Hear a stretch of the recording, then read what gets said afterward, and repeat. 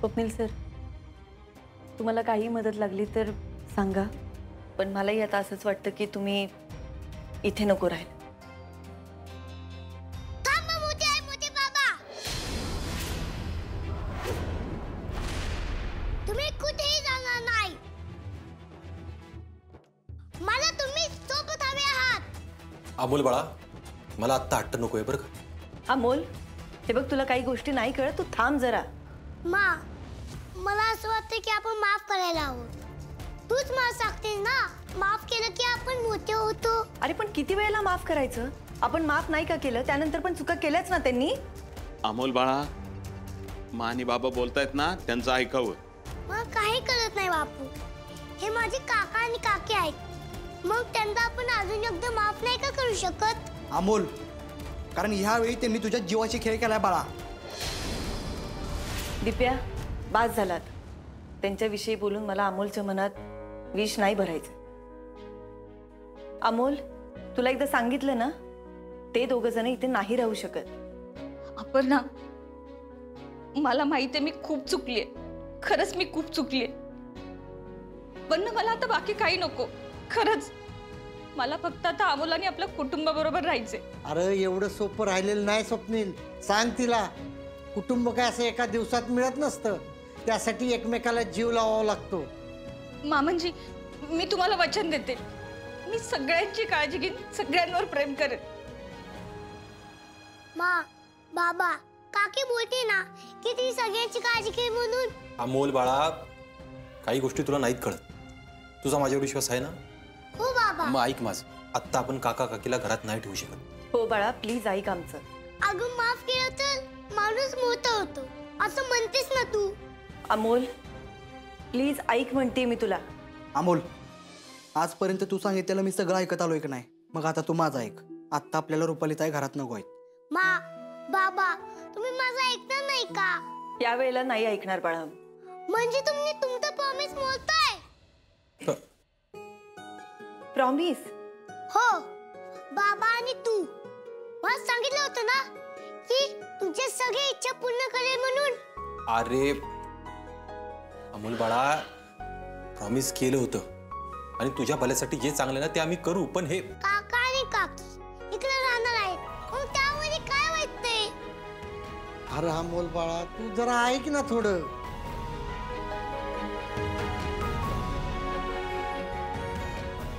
ठीक आहे, राहू देत त्यांना इकडं. अहो पण दाजी, प्या असू दे.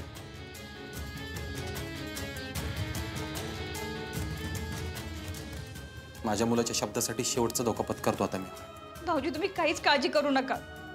मी माझ्याबद्दलची जी मतं आहेत ना सगळ्यांची, ती नक्की बदलून दाखवेन. अर्जुन, मी आयुष्यभरासाठी तुझा आभारी राहीन. असं अर्ध मेल्यासारखं एकटं राहणं खूप अवघड आहे रे.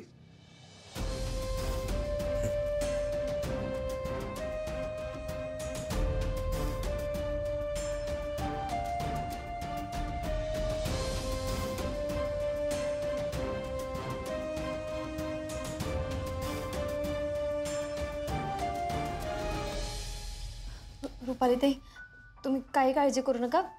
चला, मी तुमची खोली दाखवते.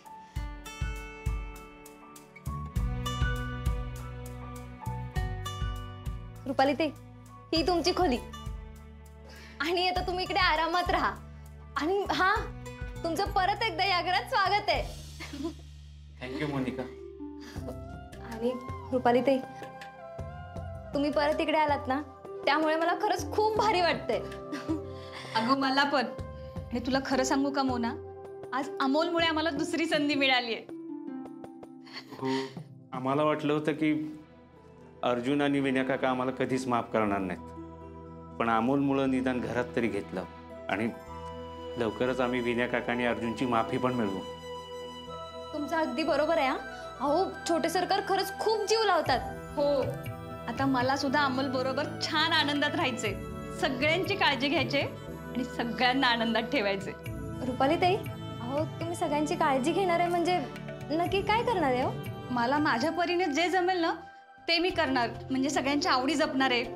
आणि सगळ्यात महत्त्वाचं म्हणजे अमोलच्या. वा रुपाली, आणि आपण दोघे मिळून सगळ्यांना खुश ठेवण्याचा प्रयत्न करूया.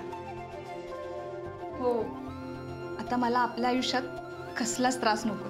ठीक आहे रुपाली ताई, आता आपण सगळ्यांची मनापासून काळजी घेऊयात. यस मम्मा, आपण काळजी घेऊयात आणि मोदक खाऊयात आणि व्यायाम पण करूयात. बघ किती काम आहे बघ आपल्याला. पण अमोल, व्यायाम अरे हो काका, सगळ्यांची तब्येतीसाठी मी व्यायाम घेतोय. हो, छोटे सरकार सकाळी लवकर उठून सगळ्यांचा व्यायाम घेतात. आणि हो, मुमा रोज वेगवेगळी ऍक्टिंग करून निघून जाते. मुमा, आता उद्यापासून तू पण नीट व्यायाम करायचा सा. आणि काका, काकी, तुम्ही पण पाहिजेत मला. हो, तू व्यायाम घेणार, हा. मग मी व्यायाम करणार. मी पण.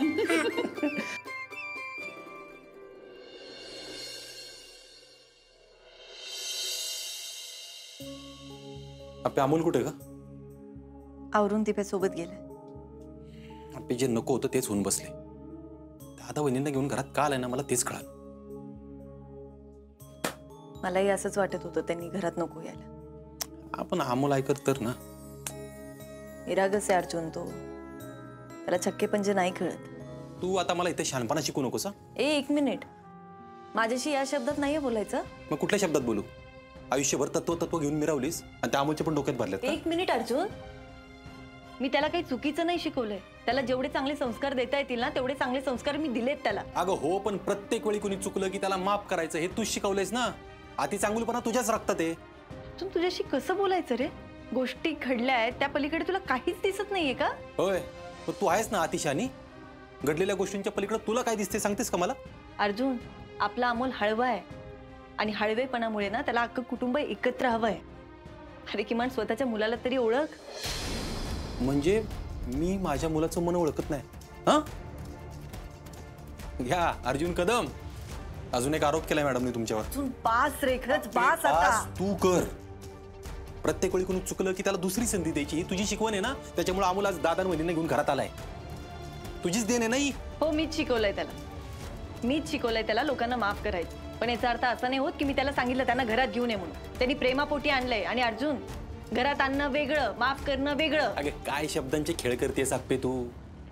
स्वतःची चूक लपवण्यासाठी सगळं कसं साहजिकपणे सुरू आहे हे सिद्ध करण्यामध्ये पटायतेस तू बरं का. तू प्रत्येक वेळेला जर का मला जबाबदार धरणार असशील ना तर मी पुढे काही नाही बोलू शकत. प्रत्येक वेळी जबाबदार तूच असतेस आप्पे. तू दुनियाला फसवू शकशील. एकदा स्वतःच्या मनाला विचार, तुला उत्तर मिळेल. माझं मन जर सांगत असेल ना मला की तू चुकलीयस तर मला माफी आणि पश्चातापासाठी दुसऱ्या कोणी सांगायची गरज नाहीये. घ्या आली परत तत्व. देवा, काय अपर्णा मॅडम, कुणाला सांगता येणं अशी अवस्था झाली ना. आयुष्यभर तत्व करून मनाला वाटेल तशा गोष्टी घडवून आणल्या. त्यावेळी माझ्या मनाला काय वाटलं असेल कळतंय ना आता. माझ्या मनाला वाटेल असं मी घडवून आणलं. हो य, प्रत्येक वेळी तुझ्या तत्वांमुळे मी गोष्टी सहन केल्यात आप्पे. आणि आता त्या गोष्टी तुला सहन करायला लागतात ना. मला खरंच भारी वाटते. गोष्टी फिरून आल्यात फिरून. अर्जुन, मी तुला एकच सांगेन, आपल्या माणसाच्या आनंदात आनंद मानावा रे. जेव्हा आपण आपल्या माणसाच्या त्रासात स्वतःचा आनंद शोधायला लागतो ना तेव्हा समजून घ्यायचं की आपण माणूस म्हणून नेमके कसे आहोत हे तपासून बघायची वेळ आली. आप्पे थांब, आप्पे.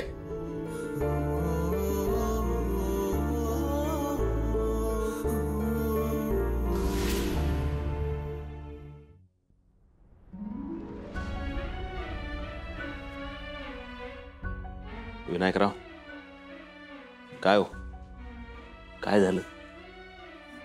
काय नाही बा, असंच आपलं. विनायकराव, अहो तुमचं म्हणणं कळतंय मला.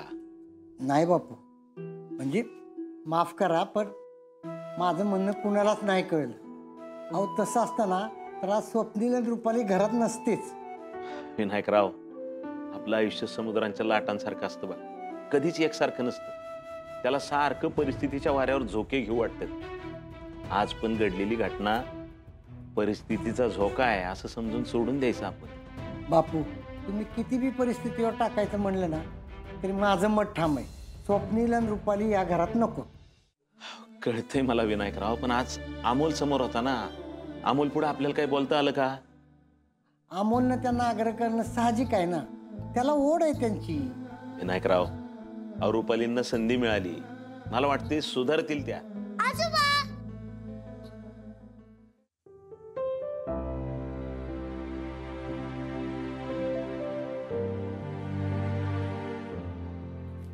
आजोबा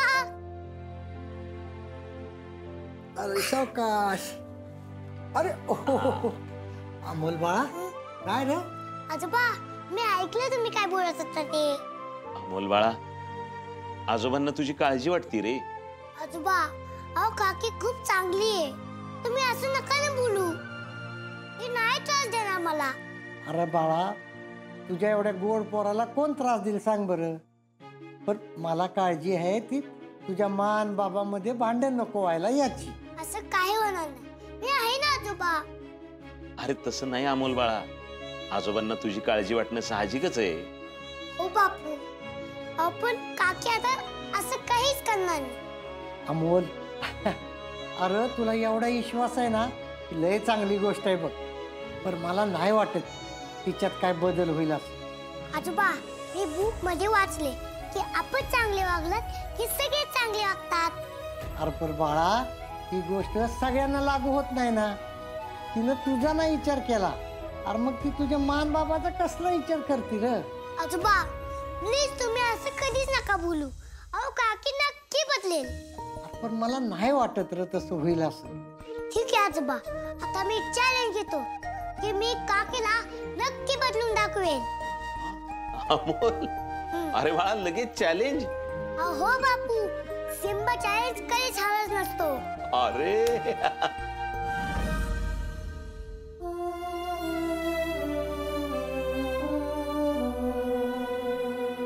अप्प्या,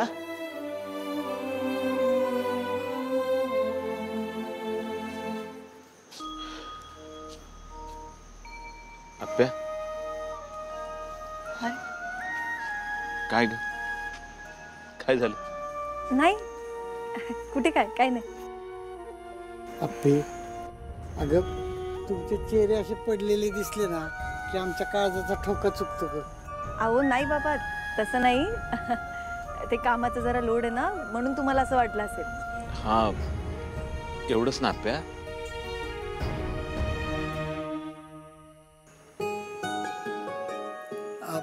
माझ्या बरोबर फिरायला कोण येणार आहे आता? मी आजोबा. चला मग आपण फिरून येऊया. मा तू खूप सॅड वाटतेस. अरे तिने सांगितलं ना की तिच्यावर कामाचा ताण आहे म्हणून. हा चला आजोबा आपण जाऊया फिरायला. चला.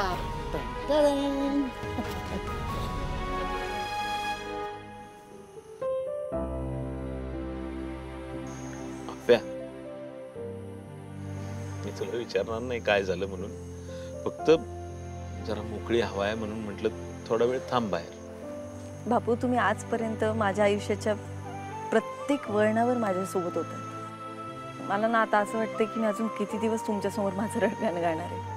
अप्प्या, आतापर्यंत तुला मी जे काही सांगितले ते तुझ्या आयुष्यात काहीतरी चांगलं घडावं म्हणून सांगितलंय ग. आणि अप्प्या, हे बघ, आपल्या दुःखाला रडगाणं म्हणून त्याचा अपमान नको करू. बापू बरोबर आहे. अगं दुःख आहे म्हणून सुखाला किंमत असते अप्प्या. बरोबर आहे की नाही? मला सांग, एखाद्या माणसाच्या आयुष्यात दुःखच नसेल तर त्याला सुख कळेल का? हो बापू, पण हे अजून असं किती दिवस, मी किती दिवस सहन करायचो. अप्प्या, अगं ही उतार चढ येतच राहणार आहेत बाळा. थोडं सविस्तर सांग ना. बापू घरात घडणाऱ्या गोष्टींसाठी मी जबाबदार असे नाही, पण घरात घडणाऱ्या प्रत्येक गोष्टीसाठी मी एकटीच जबाबदार कशी असेल? हे चुकीचं आहे ना. काय झालं? अर्जुन काही बोलला का तुला? हे बघा बापू, तुम्हालाही माहिती आहे मी जर चुकीची असेल आणि मला कोणी बोललं तर मला खरंच काही वाटत नाही, पण घडलेल्या गोष्टींचा राग डोक्यात ठेवून वेळोवेळी तो राग काढणं मलाही नाही पटत. मला राग येतो या गोष्टीत. बरोबर तुझा, पण घडलेल्या गोष्टींवरनं अर्जुननं काही विचारलं का तुला? बापू मला सांगा, मनी मावशीच्या तावडीतून सरकारांची सुटका करणं गरजेचं होतं की नाही? होतं. आणि त्यासाठी मी मनी मावशींना घरात ठेवलं होतं. मी त्यांना स्वतः सहन करत होते. बरं, मनी मावशींवर माझी नजर होती, त्यामुळे अमोलला त्यांच्यापासून कुठल्याही प्रकारचा धोका होणार नाही याची काळजी मी पण घेत होते. त्यानंतर अर्जुनने काय केलं, तडकाफडकी निर्णय घेतला आणि मनी मावशीला घराच्या बाहेर काढलं. मनी मावशी घराच्या बाहेर गेल्यानंतर त्यांना जे हवं होतं ते त्यांनी केलं. बापू, पण या सगळ्याचं खापर ना अर्जुन आता माझ्यावर फोडतोय. अहो, असं करून कसं चालेल बापू? मला कळलंय आप्या, तू सरकारांसाठी मनी मावशीला घरात ठेवून घेतलं हे अर्जुनला आवडलेलं दिसत नाही. आणि बापू, मला रागवण्याचं पण काही वाटत नाही, पण अर्जुनने त्या गोष्टीवरून सारखं सारखं मला दोषी ठरवणे चुकीचं आहे. बघ आप्या, मला असं वाटतंय या बाबतीत अर्जुनचं काही नाही चुकत. बापू, जसं तू सरकारांचा विचार करत होतीस ना, तसाच अर्जुन अमोलचा विचार करत होता. त्यामुळं त्याचं काय चुकलं सांग की. 1 मिनिट, म्हणजे अमोलचा मी विचार नव्हते करत का? अगं तसं नाही म्हणायचं मला. हे बघ, तुझ्या काही गोष्टी अर्जुनला कळायला थोडा वेळ लागेल, अर्जुनच्या काही गोष्टी तुला कळायला वेळ लागेल. नात्यांमध्ये संयम महत्वाचाच असतो की नाही? हे सगळं मला कळतंय हो, अर्जुनला पण कळलं पाहिजे ना. अगं कळेल, त्याला सुद्धा कळेल आप्या. हे बघ, तू मला एक विचार करून सांग, आता आभाळात जे चांदणं पडलंय ते आत्ताच पडलंय का ग?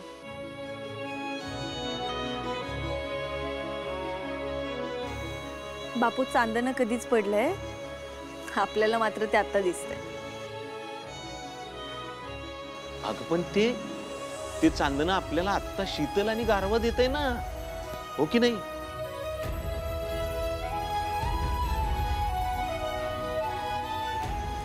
हो,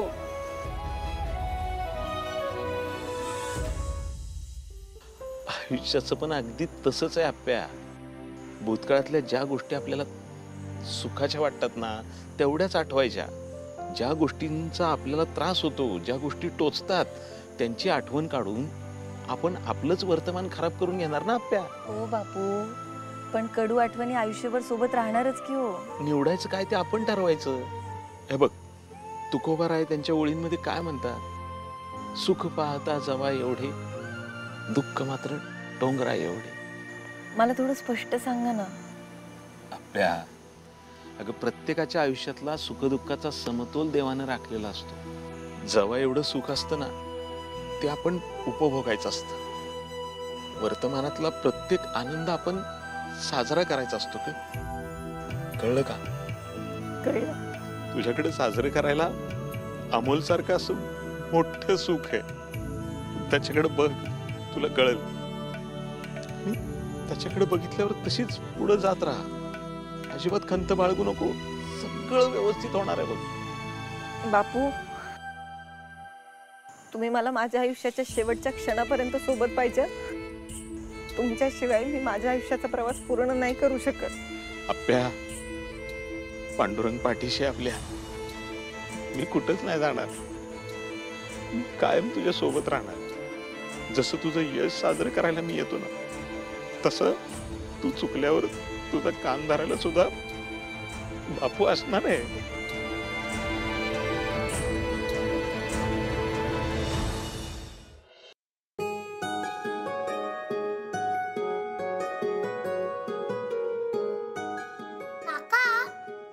काय बघतोयस तू? काही नाही रे, मला जरा असं निवांत व्हायचं असलं ना की मी आकाशात बघत बसतो. हो का? अमोल, एक ऐकशील माझं? काय काका? मला ना तू काल सारखं मोठे बाबा म्हणत जा, मनाला छान वाटतं. ठीक आहे मोठे बाबा, पण यावेळी तू नक्की आकाशात काय बघतोयस?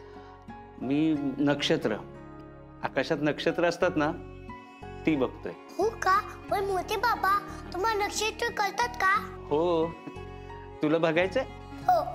हे बघ, हे बघ माझ्या बोटाकडे बघ. हे हा, ते आहे ना, ते मृग नक्षत्र आहे. मृग म्हणजे हरिण. ते जे नक्षत्र आहे ना, ते नक्षत्र हरणाच्या डोक्यासारखं दिसतं. मोठे बाबा, तुम्ही मला अशाच नवीन नवीन गोष्टी दाखवत जा. हा, दाखवणार ना. थँक्यू मोठे बाबा. अरे थँक्यू काय, आपल्याजवळ जे काय आहे ना, ते दाखवायला आपल्याला हक्काचा माणूस असणं म्हणजे आयुष्यात आपण नशीबवान.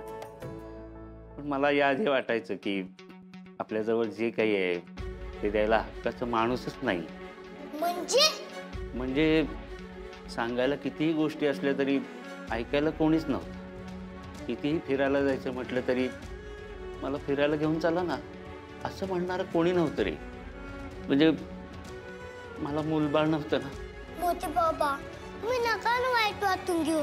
आपण फिरू, खाऊ, खूप मज्जा करू. अरे मोठे बाबा मी हे नक्षत्र मामाला दाखवतो. मामा हा लवकर ये मामा. देवा, माझ्या पोटच्या मुलानं मला एवढी माया लावली असती की नाही माहित नाही, पण अमोलला मी माझा मुलगा मानलाय मनापासून.